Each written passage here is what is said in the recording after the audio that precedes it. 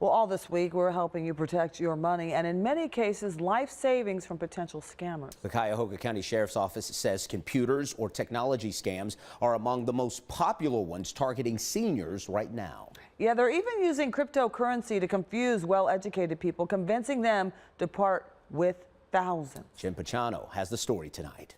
Krista Willis is among the countless Cuyahoga County seniors that have been targets of clever scam artists lately. So grandparents are the targets because, quite frankly, in this instance, they have the money. Gratefully, she recognized the markers of a government impersonation scam when she was approached and didn't give them money. But scam artists are getting sharper and more sophisticated. Because usually a scam says potential scam or something like this, but it was actually somebody's name with a telephone number. Really? Was it a local number? Yes, it was a 216 local number. In 2023, the Cuyahoga County Prosecutor's Office took on a computer and technology scam using cryptocurrency kiosks. They're found in corner stores and gas stations all over the city. Scammers and robocallers utilized Bitcoin of America's lack of consumer protection and reached local victims, creating a sense of urgency, claiming their bank had been compromised. Assistant Prosecutor Andrew Rogalski says the scammers convinced victims to enter cash into these machines to a designated cryptocurrency wallet. Usually a barcode or a long string of letters and numbers that they receive by text message from these scammers.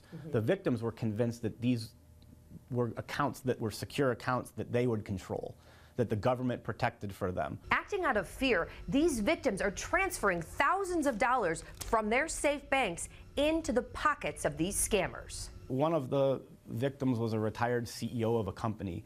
Another victim was an accountant. We were people that were embarrassed that it happened to them, but they all described that panic in the moment.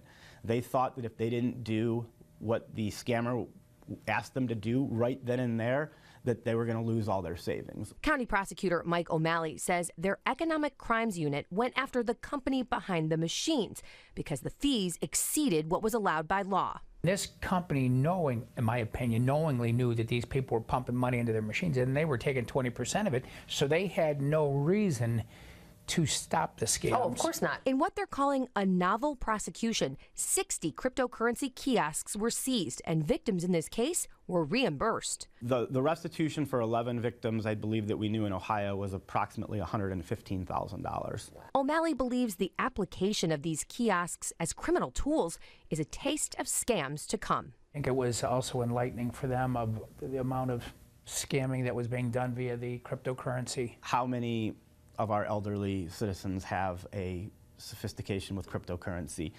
I mean, the average citizen, regardless of age, is intimidated by cryptocurrency. Jen Pachano, 19 News. Now